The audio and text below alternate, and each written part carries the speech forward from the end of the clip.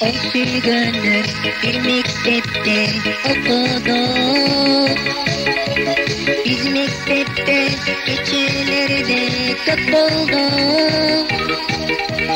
Ballalıkta bir özündü şu gönlüm. Aksüyümdü Yemay Salbay çırgınım. Rahat beni gönlüm. Gönlüm seni ayrılık savak elimde.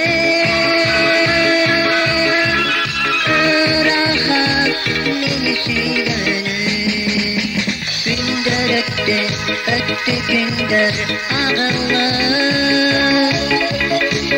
Kelimin şu gönlümdür sağınım. Şu gönlümdür yüzün görsem daima. Min kelimin şu gönlümdür canıma. Rahat benim şu gönlüm. Şu gönlüm seni şu gönlüm. Ayrılık savak elimde. Rahat beni şu gönlüm.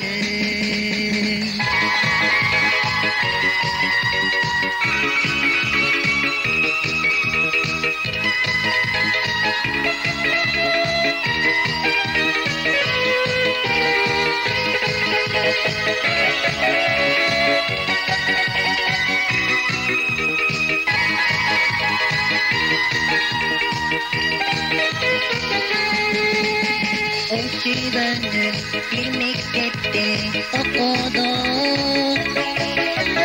Biz mektepte gecelerde top olduk. Ballalıktan bir özündü şu gönlüm. Aksüyümdü Savay Salbay çırgınım. Rahat beni şu gönlüm. Şu gönlüm seni şu gönlüm. Ayrılık savak elimde.